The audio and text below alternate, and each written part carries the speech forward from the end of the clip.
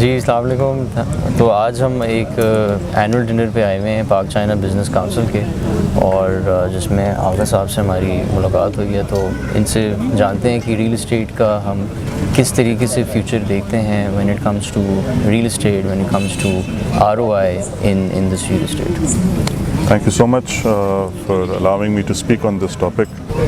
Real estate کتنا important ہے. Real estate is روٹی کپڑا مکان میں سے مکان کا جو حصہ ہے that is real estate. چھت اس میں اس دائرے میں رہ کر جب آپ یہ کہتے ہو کہ ہاؤسنگ کے اوپر فوکس ہماری انڈسٹری کا, ہماری گورنمنٹ کا, ہماری پالیسیز کا کمزور ہے, تو that is an unfavorable situation for the entire country. The ease of business that we need and the difficulties that we are facing right now, اس میں ایک drastic فرق ہے. house and building companies, real estate companies, development companies, associated companies, we are supposed to be the bread and butter for a majority of the economic sector. Demand کتنی ہے آپ کے پاس؟ Your population growth in Pakistan سب کو اندازہ ہے. اس کے حساب سے آپ دیکھ سکتے ہیں کہ every year a family is growing, every year a family is moving out also. اور جو move out کرتا ہے اس کو ایک مکان چاہیے ہوتا ہے.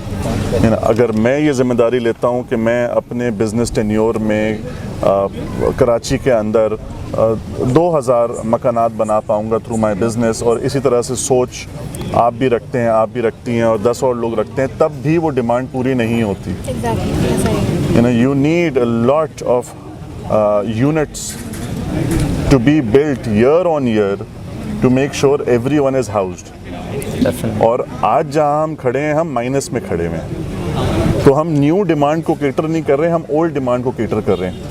اچھا, اولڈ ڈیمانڈ جو ہے وہ کون سی ہے؟ وہ لوگ ہیں جو ایک گھر میں 4 فیملیز رہ رہی ہیں, جو کہ سیپریٹ ہونا چاہتی ہیں, بٹ مجبوری کے تحت, مہنگائی کے تحت وہ باہر نکل نہیں سکتی. تو ہمارے پرائم منسٹر صاحب نے بھی اس کے اوپر کچھ کام کیا ہے, ہم بھی اس کے اوپر اپنا چھوٹا سا ایک ایفرٹ ڈال رہے ہیں کہ اس المیہ کو چینج کریں تھوڑا سا. Everyone has the right to own a piece of land. اب وہ جو فیملیز ہیں وہ دن بدن گرو ہوتے جا رہی ہیں. Demand is always there. Problems ہم بہت فیس کر رہے ہیں, ہم پالیسی کے اوپر بہت پرابلمز فیس کر رہے ہیں, ہم اداروں میں جا کر اداروں کے ایٹیٹیوڈ سے دل برداشتہ ہو کر باہر نکلتے ہیں, اس کی وجوہات بھی کئی ہیں. ہم ایسوسیٹڈ بزنسز جو ہیں اس میں مال شارٹ ہو جانا, ذخیرہ اندوزی ہو جانا, پرائس اوپر بڑھ جانا, لوہے کے ریٹ چینج ہونا ایک دم سے. سریا از اے ویری امپورٹنٹ ایلیمنٹ. اس کا پرائسز چینج ہو جانا, شیکس آر بجٹ.